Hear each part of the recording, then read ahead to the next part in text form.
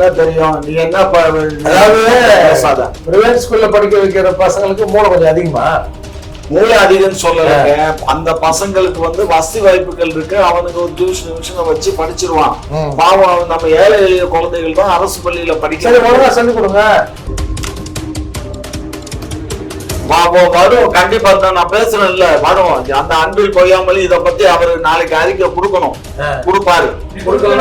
கொடுக்கலைன்னா நடக்கும் அதெல்லாம் நடக்கும், உறுதியா நடக்கும், கவலைப்படாதீங்க. நடக்கலைன்னா அதுக்கு என்ன செய்ய முடியும்? தலைவிதின்னு போக முடியுமா? முடியாது. நம்மளே கையில எடுக்கணும். அதாவது நீங்க சட்டத்தின் முன்ன ஆட்சி செய்யாதீங்க. சட்டம் கொஞ்சமாவது மனசாட்சிப்படி நடந்துங்க. இல்ல சட்டமும் மனசாட்சியும் ரெண்டையும் இணைச்சுதான் எங்க அரசு நடக்குது. இது திராவிட மாடல் ஆட்சி. திரும்ப இன்னொரு தடவை திராவிட மாடல் ஆட்சின்னு சொல்லாதீங்க ஐயா. 40 எம்பிக்கள் எவ்வளவுக்கு சண்டை போடுறான்? 2152 கோடி. இங்க கக்கூசுக்கு பிக்கு எவ்வளவு ஒதுக்கி இருக்கிறோம்? 1167 கோடி. ஒரு கக்கூசுக்கு 363 ரூபா 9 காசு. இதுதான் திராவிட மாடல் ஆட்சி.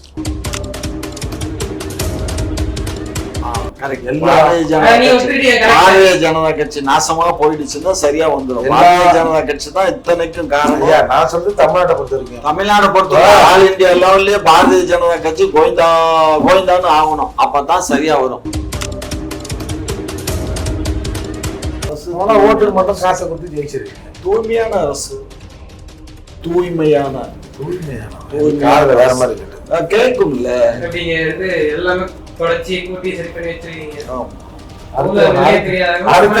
அடுத்து வரோம் கஜரா திறந்து பார்த்தாங்கன்னு வச்சுங்க, தூய்மையா இருக்கு.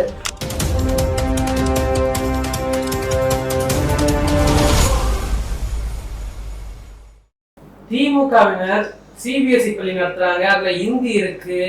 பணக்கார மாணவர்கள் இப்ப ஹிந்தி படிக்கிறாங்க. ஏழை மாணவர்கள் அரசு பள்ளினா ஹிந்தி படிக்கிறது உங்களுக்கு என்ன பிடிவாதமா இருக்கீங்க? ஹிந்தி படிக்க கூடாதுன்ட்டு பணக்கார பிள்ளைகள் மட்டும்தான் ஹிந்தி படிக்கணுமா? அதல்ல, இந்த குழந்தைகள் ஏழை எளிய வீட்டு குழந்தைகள், இதுகளுக்கு வந்து ஒரு டியூஷன் போறதுக்கோ அதுக்கோ இதுக்கோ அதுகளுக்கு வசதி வாய்ப்புகள் ரொம்ப கம்மி. பள்ளிக்கூடத்துக்கு வர்றதே பெரிய விஷயம்.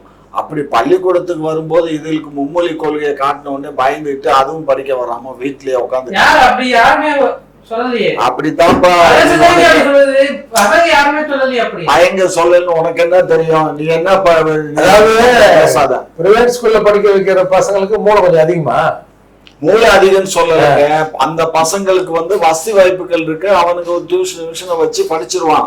பாவம் நம்ம ஏழை எளிய குழந்தைகள் தான் அரசு பள்ளியில படிக்க சொல்லி கொடுங்க. ஒழுங்கா சொல்லி கொடுக்கறது தான். இந்த ஊன்னு சொன்னாதான் அந்த ஆசிரியர்களும் இந்த பாருங்க இப்ப 11,000 தமிழ் மாணவர்கள் பரீட்சை எழுதலன்னு நீங்க தான் போன டிபேட்ல சொன்னீங்க. அப்ப இதெல்லாம் யாருடைய வீக்னஸ்? அரசாங்கத்துடைய வீக்னஸா ஆசிரியருடைய வீக்னஸ்? அரசாங்கம் அரசு ஊழியர்கள் பண்ண தப்பு தானே இது. 11,000 அரசுதான் ஏத்துக்கிட்டு அத்தனை பேருக்கு சஸ்பெண்ட் பண்ணுங்கிறானா? எந்தெந்த ஸ்கூல்ல எவ்வளவு பசங்க தமிழ் பாடம் பரீட்சை எழுத வரலையோ அந்த ஆசிரியர்கள் கூட சஸ்பெண்ட் பண்ணி அவங்க மேல விசாரணை கமிஷன் போடணும். இல்லைன்னா டெர்மினேட் பண்ணணும். அப்படி டெர்மினேட் பண்ணணும்னு வச்சுக்கோ, அப்புறம் ஒழுங்கா சொல்லி கொடுப்பான் பாடத்தை. சம்பளம் 1 லட்சம் 1.5 லட்சம் வாங்கிக்கிட்டு நீ வந்து பிள்ளைகளை ஒழுங்கான முறையில பாடம் கத்து கொடுக்கலன்னா என்னத்துக்கு நீ இருக்க சொல்லு? பிள்ளைகளுக்கு சொல்லி கொடுக்கறது தானே உனக்கு சம்பளம். நீ அங்க வந்து உக்காந்துட்டு நீ ஊர்க்கதை பேசிட்டு குமுதம் ஆனந்த படிச்சுட்டு வீட்டுக்கு போறதுக்கு உனக்கு சம்பளம்? இது ரொம்ப அநியாயம் நடக்குதுப்பா அரசு பள்ளிகள்ல. இத முதல் கண்டிக்கணும். உங்ககிட்ட உங்களால அதை வந்து மெயின்டைன் பண்ண முடியும்னா விட்டுட்டு போங்க. அதெல்லாம் நாங்க பாத்துப்போம், மெயின்டைன் பண்ணுவோம். இப்ப இந்த 11,000 பேருக்கு எத்தனை டீச்சர்ஸ் இப்ப லிஸ்ட் எடுத்துட்டாங்க. எல்லாத்தையும் கணக்கு எடுத்து எல்லாத்தையும் போங்கடான்னு வீட்டுக்கு பத்தி விட்டு பேசாம 10,000 சம்பளத்துக்கு எல்லாத்தையும் நியமனம் பண்ணி வேலையை பார்க்கலாம். கமலஹாசன் சொல்ற மாதிரி ஏதாவது ஒரு தெலுங்கான போட்டு தமிழை வழங்க. அதெல்லாம் பண்ணல விடுங்க, கவலைப்படாதீங்க. ஏங்க தனியார் பள்ளியில 10,000 15,000க்கு சம்பளம் வாங்குற டீச்சர்ஸ் வந்து அவங்க ஃபர்ஸ்ட் கிளாஸ்ல பிள்ளைகளை பார்க்க பாஸ் பண்ண வைக்கிறாங்க. அரசு பள்ளிக்கூடத்துல 90,000 ரூபாய் 80,000 ரூபாய் சம்பளம் வாங்குறவங்க அவங்களுக்கு கரையேற்ற முடியல, பரீட்சை கூட அப்பீர் வைக்க முடியலன்னா அப்புறம் என்ன மஸ்துக்கு இவனுக்கு வாத்தியாரா வேலை பார்க்கணும்? சும்மா யார கேட்கணும்? அந்த வாத்தியார்களுக்கு தான் கேட்கணும். அரசு நாளைக்கு ஒரு அறிக்கை எப்படி பார்ப்போம். வரும், கண்டிப்பா தான் நான் பேசுறேன் இல்ல, வரும். அந்த அன்பில் பொய்யாமல் இத பத்தி அவரு நாளைக்கு அறிக்கை கொடுக்கணும், கொடுப்பாரு. கொடுக்கலைன்னா நடக்கும் ஏன் நடக்கலைன்னா அதெல்லாம் நடக்கும், உறுதியா நடக்கும், கவலைப்படாதீங்க. நடக்கையா? நடந்தா நல்லதுயா. நடக்கலாம். நடக்கலைன்னா அதுக்கு என்ன செய்ய முடியும்? தலைவிதிட்டு போக முடியுமா? முடியாது. நம்மளே கையில எடுக்கணும். எப்படி எடுப்பீங்க? நம்ம தான் எத்தனை ஆர்கனைசேஷன்ஸ் இருக்கு, அன்ரெஜிஸ்டர்ட் ஆர்கனைசேஷன், ரிஜிஸ்டர்ட் ஆர்கனைசேஷன் எல்லாம் இருக்குல்ல, அவங்க மூலியமா போராட்டம். அந்த டீச்சர்ஸ் வீட்டுல கோரா பண்ணணும், இந்த மாதிரி பண்ண வேண்டியதானே. பாக்கெட்ல இருந்து கையை விட்டு வேற எதையும் எடுக்கிற மாதிரி எல்லாம் பேசுறீங்க. ஆமா ஆமா பாருங்க, இந்த தரவை வந்து இப்ப லாஸ்ட் டைமே வந்து ஒரு 10,000 பேரோ இன்னும் 8,000 பேரோ பரிட்சை எழுதல, அப்பயுமே வந்து கிழிச்சானுங்க. இப்ப அரசு பண்ணுச்சு, இப்ப பண்ணிருக்கு, பாப்போம். நீங்க தான் சொல்றீங்க லாஸ்ட் டைமும் பண்ணாங்க, என்ன கீச்சிங்க நீங்க? அதான் லாஸ்ட் டைம் ஒழுங்கா கீச்சிருந்தா இந்த தடவை ஒட்டி இருக்கும்ல. இல்ல அதான் அதை கிழிச்சு அதை ஒட்டாம தான் இப்ப விட்டாச்சு. இப்ப மறுபடியும் கிழிப்பாங்க, விடுங்க. நீங்க ஒரு டுபாகரு, அதுக்கு மேல உங்க செயல்பாடு ஒரு பெரிய டுபாகரு. ஐயா நீங்க சொல்லுங்க, திமுக நடத்துற சிபிஎஸ்இ பள்ளி, இப்போ இவரா துரைமுருகன் அவரோட பள்ளியில ஹிந்தி இருக்கு, அதெல்லாம் நீங்க எப்படி பாக்குறீங்க? ஏங்க ஒவ்வொரு திமுக காரன் வீட்லயும் ஹிந்தி இருக்குதுங்க. இதெல்லாம் இவங்கெல்லாம் பித்தளை மாத்தீங்க. நாம என்ன சொல்றோம், நான் மும்மொழி கொள்கைக்கு ஆதரவு அப்படின்லாம் இல்லைங்க. முதல்ல நம்ம வந்து தமிழ்நாட்டில் இருக்கிற 2 மொழி கொள்கையை ஒழுங்கா நடைமுறைப்படுத்துங்க சாமி, புண்ணியவானுங்களே. என் பிள்ளைங்களுக்கு அரசு பள்ளிகளில் தமிழும் ஆங்கிலத்தையும் ஒழுங்கா சொல்லி கொடுக்கணும். 10வது படிக்கிற பையனுக்கு கூட ஒன்றும் தெரிய மாட்டேங்குது. 5வது படிக்கிற பையன் கூட தமிழ் எழுத மாட்டான். 10வது படிக்கணும் இங்கிலீஷ்ல ABCD தெரிய மாட்டேங்குது. அந்த லட்சத்தில் நீங்க பள்ளிக்கூடத்தை வச்சுக்கிறீங்க. முதல்ல அதை சரி செய்யுங்களா சாமி தான் நான் கேட்கறேன். அதெல்லாம் சரியா தான் இருக்கு. 1-2 அத்திபுத்தார் போல அங்கேயும் இங்கேயும் தான் இந்த மாதிரி தவறுகள் நடக்குது. அதெல்லாம் சரியா நடக்கும். இல்லைன்னா வாத்தியாரெல்லாம் வீட்டுக்கு போயிடும். நிறைய இடத்துல நடக்குதுன்றாரு. இன்ஃப்ராஸ்ட்ரக்சர் என்னமோ நாங்க ஆட்சிக்கு வந்த உடனே இன்ஃப்ராஸ்ட்ரக்சர் சரியில்லாம போயிடுச்சா? அதுக்கு முன்னாடி எல்லாம் ஒழுக்கமா இருந்துச்சா? 120 ரூபா வந்து ஆழ்வார் பள்ளிகளை வந்து இன்ஃப்ராஸ்ட்ரக்சரை வந்து சரி பண்றதுக்கு தனி பட்ஜெட்ல ஒதுக்கி 2 கோடி ரூபாய் செலவு பண்ணி 118 கோடி திருப்பி பெருமானாத்தான் நீங்க பேசுறீங்க. நல்ல வேலை எடுத்து பாக்கெட்ல வச்சுக்கிட்டீங்கன்னு சொல்லாம விட்டீங்களா? அதையும் சொன்னாலும் சொல்லுவீங்க. அப்ப கூட வந்து ஒரு 120 கோடி ரூபாய் 2 கோடி ரூபாய் செலவு பண்ணிருக்காங்க, கொஞ்சம் கூட மனசாட்சி இல்லாத அப்படின்னு சொல்றதை விட்டுட்டு நாங்க திருடலன்றீங்களே. ஏங்க இது வந்து நான் அதை கணக்கு வழக்கு பார்க்கணும். பார்க்காத ஒரு விஷயத்த நான் எப்படி பார்த்து சொல்லுங்க. என்னமோ கணக்கு வழக்குலாம் வந்து சிஎம் உங்களை கேட்டுதான் பண்ற மாதிரிலாம் சொல்றீங்க. சிஎம் என்ன கேட்கணும் இல்லைங்க, அறிக்கை வருது இல்லைங்க. ஒவ்வொருலயும் வந்து ஒவ்வொரு துறை வாரியா வந்து பார்லிமெண்ட் பட்ஜெட் வரும். இந்த பட்ஜெட்ல வந்து துறை வாரியா வரும் இல்ல, விலா வாரியா வரும் இல்ல, அதெல்லாம் பார்க்கணும் இல்ல. பார்த்தா தான் சொல்லுங்க. அதாவது நீங்க சட்டத்தின் படி ஆட்சி செய்யாதீங்க, சட்டம் கொஞ்சமாவது மனசாட்சிப்படி நடந்துங்க. இல்ல சட்டமும் மனசாட்சியும் ரெண்டையும் இணைச்சுதான் எங்க அரசு நடக்குது. இது திராவிட மாடல் ஆட்சி.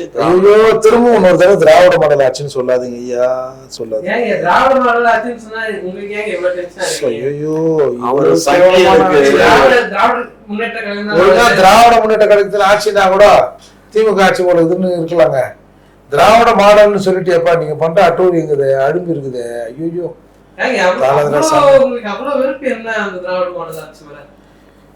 நான் என்னத்த 1-2 நான் சொல்றதுக்கு நான் சொல்லி எனக்கு வாய் தாங்க வலிக்குது. இன்னைக்கு வந்து டாஸ்மார்க்ல எவ்வளவு ஊழல்னு சொல்லிட்டுமா சொல்லுவா இல்லையா? அதே மாதிரி அரசாங்க கக்கூசை மெயின்டைன் பண்றதுக்கு இவங்க ஆட்சிக்கு வந்த போது 3 ரூபா 18 காசு இந்த ஒரு கக்கூசை கிளீன் பண்றதுக்கு. சரி இப்ப மாடனா கிளீன் பண்ணலாம், எவ்வளவு செலவு பண்ணலாம் கக்கூசை? ஒரு கக்கூஸ்னா ஒருத்தன் போற சீட்டுக்கு இப்போ பப்ளிக் டாய்லெட் ஒரு 10 பொது கழிப்பிடும் போதுல அதில் ஆம்பளைக்கு 10 பொம்பளைக்கு 10 அது மாதிரிலாம் இருக்கும்ல. அந்த ஒரு டாய்லெட்டை 2000 இவங்க ஆட்சி வந்தனை 22-23 வந்து 3 ரூபா 18 காசு கொடுத்து கிளீன் பண்ணியிருக்காங்க. இவங்க சரியா கிளீன் பண்ணல அப்படின்னு சொல்லிட்டு கொஞ்சம் தரமாக க்ளீன் பண்ணணும் அப்படின்னு முடிவு பண்ணோம்னா எவ்வளோ காசுக்கு முடிவு பண்ணலாம்? 3 ரூபா 3.18 செலவு பண்ண டாய்லெட்டை எப்படி பண்ணலாம்? ஒரு 4.50 இல்ல 5 ரூபா வச்சுக்கலாம். 5 ரூபா போதுமையா?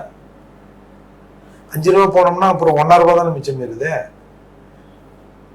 எவ்வளவு அதிகப்படுத்திருக்காங்க? இல்லை இன்னும் கொஞ்சம் சிறப்பாக பெனாலிக் எல்லாம் போட்டு நல்லா நடிகைகளை வச்சு க்ளீன் பண்ணணும்னு வச்சுங்க, எவ்வளோ செலவு? 10 ரூபா, இன்னும் கொஞ்சம், 20 ரூபா, இன்னும் கொஞ்சம், 50, இன்னும் கொஞ்சம், 100 ரூபா.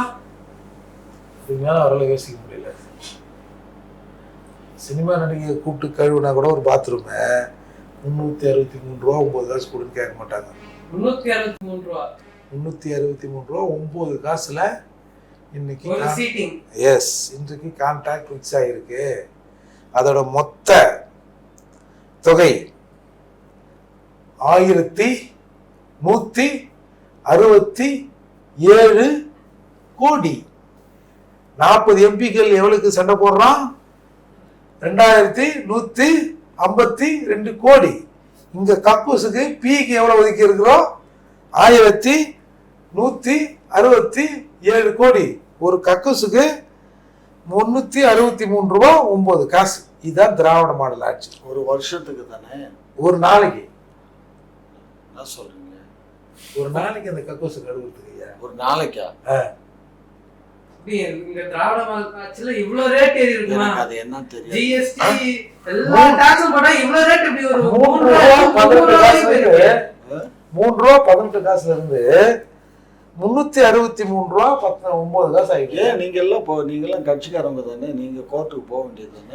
நீங்க ஒரு முன்னோடி, முன்னோடி. நீங்க திருடுவீங்க, நாங்க கோர்ட்டுக்கு போனோம். போக வேண்டியதுதான். தவறுன்னா நீங்க எல்லாம் பண்ண முடியாதுங்கய்யா. ஒரு 3 ரூபா கக்கூசை கிளீன் பண்றத ஒரு 30 ரூபான்னு போட்டு கூட ஒரு 20 ரூபா எடுத்துங்க. 300 ரூபாயா போடுவீங்க? 363 போடுவீங்க. எங்க அரசாங்கம் தான் பாக்கெட்ல நடக்கிற மாதிரி பேசுறீங்க. இதெல்லாம் இந்த டெண்டர் கொடுக்கறது ஓபன் டெண்டர். இது நம்ம ஊருக்காரனே இல்ல, வெளி மாநிலத்தை காய்ச்சாந்தவன் தான் அந்த கக்கூஸ் கிளீனிங்.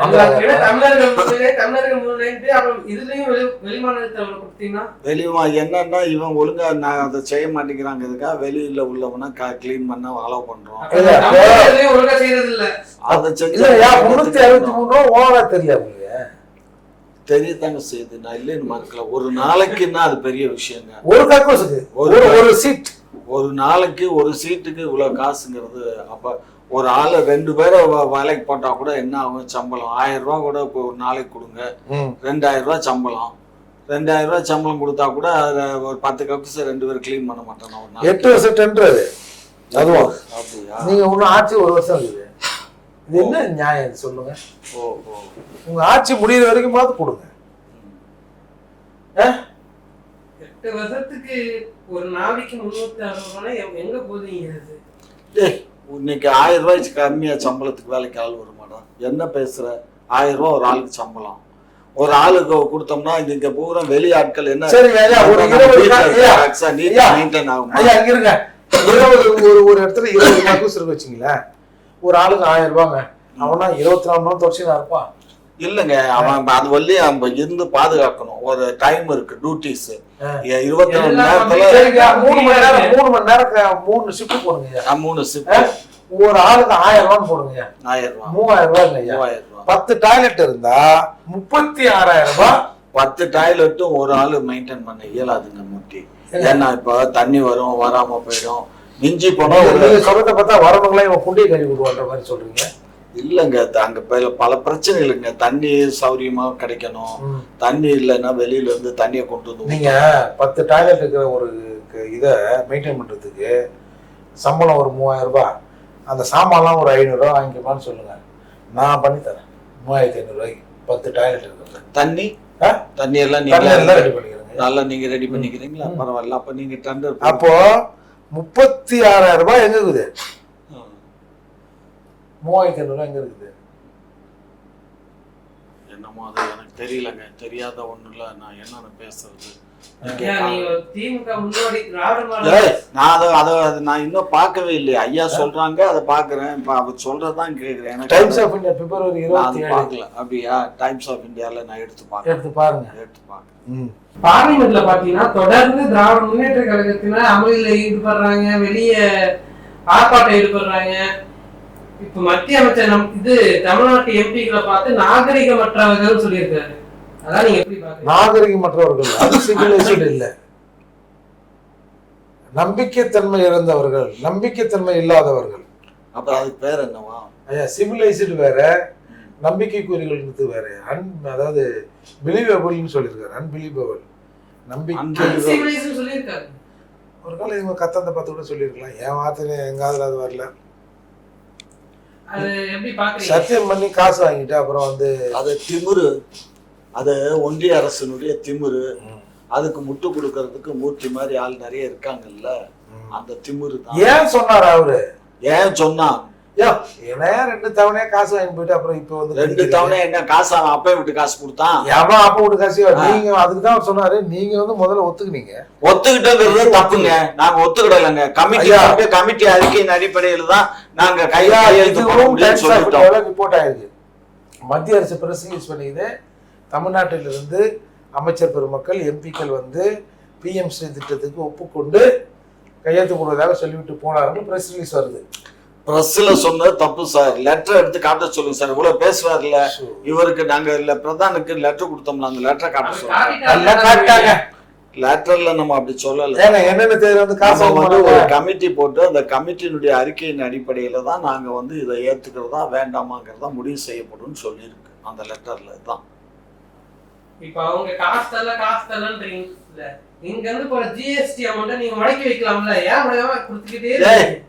அதெல்லாம் அப்படியெல்லாம் பண்ண இயலாதுப்பா. ஜிஎஸ்டி நம்ம எங்க தர்றோம்? டைரக்டா அவனுக்கு போயிடும். நம்ம ஒன்னும் தர வேண்டியது இல்லை. நம்ம என்ன மாநில அரசு வசூல் பண்ணுது, அது டைரக்டா ஜிஎஸ்டி அங்க போயிடும். சென்ட்ரல் கவர்மெண்ட் போயிடும், கஜானா போயிடும். அவங்க கஜானாவுக்கு நீ ஒன்னும் பண்ண முடியாது. இன்கம் டாக்ஸ் போயிடும், வெல்த் போயிடும். முதல்ல தமிழ்நாட்டை தன்னிகரான மாநிலமா மாத்தணும்னா இந்த திராவிட கும்பலை ஒழித்து கட்டினால் எல்லாம் நடந்துவிடும். பாரதிய ஜனதா கட்சி நாசமா போயிடுச்சுன்னா சரியா வந்துடும். பாரதிய ஜனதா கட்சி தான் இத்தனைக்கும் காரணம். நான் சொல்றது தமிழ்நாட்டை பொறுத்த வரைக்கும். தமிழ்நாட்டை பொறுத்த ஆல் இந்தியா லெவல்லயே பாரதிய ஜனதா கட்சி கோவிந்தான்னு ஆகணும். அப்பதான் சரியா வரும். தொட்டிக்கு ஆகாது. அவன் பூரா கதை சொம்ப வச்சுட்டு அண்டா எடுத்துன்னு போவான்னு சொல்லுவாங்க. இவங்க சும்மா சொம்பு படத்தை காட்டிட்டு அண்டா எடுத்துன்னு போறோம் அப்படின்னு யார் சொன்னா? மூர்த்தி சொல்றீங்க. பழ கருப்பை அடிக்கடி சொல்றாரு. அட போங்க நீங்க. பழக்கருப்பையா பழக்கம்? அதே பழமாயி போச்சு. அந்த பழத்து பேச போய் பேசிட்டு உங்க மனசாட்சி பற்றி நீங்க நல்ல ஆட்சி தான் பண்றீங்களா? அதுல நாங்க நல்ல ஆட்சிங்க, மக்கள் ஆட்சிங்க, மக்களுக்கான ஆட்சி. அந்த மனசு சொல்றவங்க பூரா எங்களுக்கு வேண்டாதவங்க. அதுல என்ன தப்பு இருக்கு? எங்க 8 கோடி மக்களும் எங்களுக்கு தான் வாக்களிப்பாங்களா? என்ன பேசுறீங்க? 8 கோடி மக்கள் வாக்களிக்காதவர்கள் தான் உங்க மேல புகார் சொல்லணுமா? அதுதான். யாரெல்லாம் எங்களுக்கு எதிர்கட்சியா செயல்படுறாங்க அவங்கதான். இப்போ அதிமுக கூட இப்ப இதுக்கு ஆதரவு தெரிவிச்சிருக்கு, இருமொழி கொள்கைக்கு. அப்புறம் என்ன? எதிர்கட்சி அவங்கதான். நான் அதுக்குள்ளேயே போலையா 2 மொழியா 3 மொழியாங்கிறத நம்ம முடிவு பண்ணிப்போங்க.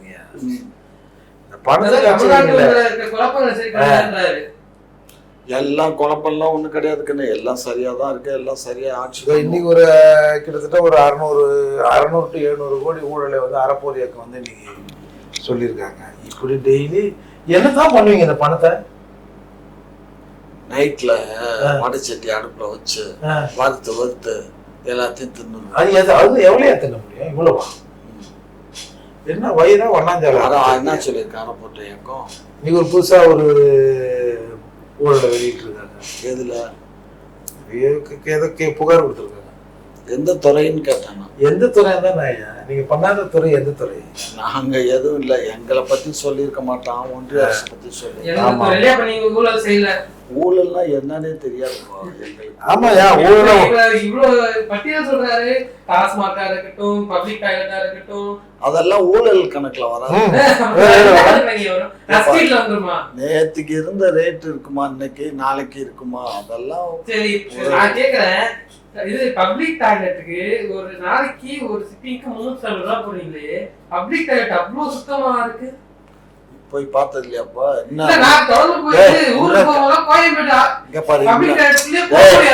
இன்னுமே அவங்களுக்கு கான்ட்ராக்ட் கொடுக்கல. இது வந்து அலாட் பண்ணிருக்கு, அதாவது அவங்க கேட்டிருக்காங்க, அதுக்கு டெண்டர் வந்திருக்கு. டெண்டர் இன்னும் வந்து உறுதிப்படுத்தல, சும்மா புரிஞ்சுக்கோ. டெண்டர் உறுதிப்படுத்தல, அதெல்லாம் உறுதிப்படுத்தி 8 வருஷம் கொடுத்தாச்சு ஐயா. நீங்க வேற எந்த ஊர்ல வேலை நடக்குதா? ஆமா. எங்க நடக்குது? அப்ப போய் காக்குச பாத்துட்டு வாப்பா நாளைக்கு.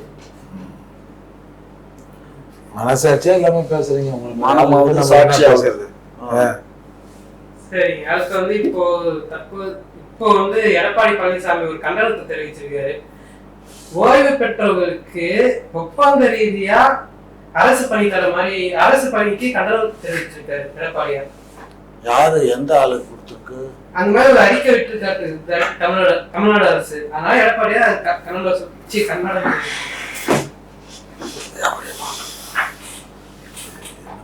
விவாத நிகழ்ச்சி மாதிரி பண்ணுங்கப்பா. அதாவது அரசு பணியில வந்து சர்வீஸ் வேண்டு வந்து ரிட்டையர் ஆயிடுறாங்க. புதுசா வந்து ஆட்களை நியமனம் பண்ற வரையும் 6 மாசமோ 1 வருஷமோ 3 மாசமோ 2 மாசமோ 10 நாளோ 15 நாளோ அது வழி அவங்களுக்கு ஒப்பந்த அடிப்படையில அந்த இந்த அதாவது வந்து அவங்களுக்கு ஒரு வேலை கொடுக்கலாம் அப்படிங்கிறதான். அது இல்ல, இப்ப அரசாங்கத்தோட இது உடனே யாரையும் நியமிக்க முடியாதா? அரசு நியமிக்கும். இப்ப வந்து சர்வீஸ் கமிஷன் குரூப் 4 எக்ஸாம் எழுதி அதுல வெயிட்டிங்ல இருக்காங்க, அவங்கள பண்ணலாம். அது தவிர புதுசாவும் ரெக்ரூட் பண்ணுவாங்க. அது வந்து இடைக்காலம் தானேப்பா, இது வந்து இடைக்கால பணி தானே. இதெல்லாம் ஜஸ்ட் ஒரு மாசம் 2 மாசம் அவ்வளவுதான், அது பெர்மனன்ட் கிடையாது. ஏன்னா அவங்க ரிட்டையர் ஆனவங்களை வந்து இளைய தலைமுறை படிச்சுட்டு அவன் வந்து எம்ப்ளாய்மெண்ட் ஆஃபீஸு அங்கே எங்கேன்னு பதிவு பண்ணி காத்து கிடக்குறான். இவனுக்கு கேவலம் பிடிச்சின்னு ஆடுறாங்க. ஏன்னா வந்து ரிட்டையர் ஆனவங்களுக்கு ஏதோ ஒரு கன்சல்டேட் சர்டிஃபிகேட் கொடுத்தா போதுமில்ல. ஒரு 10,000 கொடுத்தா வீட்டில் சும்மா அதுங்கிறத இங்கே வந்து வேலை செய்யலாமா? ஒரு படித்து வந்து ஒரு 10,000 கொடுத்து ஒரு அரசாங்க வேலையை ஈடுபடுத்த முடியுமா? என்ன மட்டரங்கமான திட்டம் இதெல்லாம். ரொம்ப 2026 தேர்தல் வருது, அவங்க ஓட்டெல்லாம் வேணும்ன்றதுக்காக இப்படி பண்றீங்களா நீங்க? எங்க மக்கள் எங்களுக்கு வாக்களிப்பாங்க, எங்க மக்கள் மீது எங்களுக்கு நம்பிக்கை இருக்கு. நிறைய மக்கள் உங்க மீது அதிருப்தியில இருக்காங்க. அதிருப்தியில இருக்கக்கூடியதெல்லாம் உங்களை மாதிரி எல்லாம் இருக்கக்கூடிய சில ஆட்கள் தான். அவங்களை பற்றி எங்களுக்கு கவலை இல்லை. அவங்க நேற்று இன்று நாளை 3 வேளையும் அவர்கள் அப்படித்தான் இருப்பாங்க. அதை பத்தி எங்களுக்கு ஆமா, அதெல்லாம் அதை பத்தி எல்லாம் கவலை இல்லை. எங்க அரசு ஓட்டுக்கு மட்டும் காசை கொடுத்து ஜெயிச்சிருக்கீங்க. தூய்மையான அரசு, தூய்மையான வேற மாதிரி கேட்கும்ல. எல்லாமே தொடர்ச்சி கூட்டி சரி பண்ணி வச்சிருக்கீங்க. அடுத்து வரவன் கஜராவை திறந்து பார்த்தாங்கன்னு வச்சுங்க, தூய்மையா இருக்குது. ஆமா, அடுத்தவன் யாவும் வருமா? அடுத்த ஆட்சியில் வரும்போது இப்ப நாளைக்கு 26 தேர்தல் பிஜேபி வந்துருச்சு. ஒரு கனவெல்லாம் காணுகிட்டு இருக்காரு. அதனாலதான் அவரு கொஞ்சம் நெருக்கி பேசிட்டு இருக்காரு பிஜேபி. திமுக அரசு ஏதோ வந்துருச்சு, ஒரு கூட்டணி ஆட்சி கூட வந்துருச்சு. எது வந்தா என்னங்க, எது வந்தா என்ன? ஒரு நாள் வெளில இருந்தா கொஞ்ச நாள் உள்ள இருக்க போறோம், அவ்வளவுதான். அதை பாத்துக்கலாம் விடுங்க. யாரு உள்ள போறாங்கிறத பாப்போம்.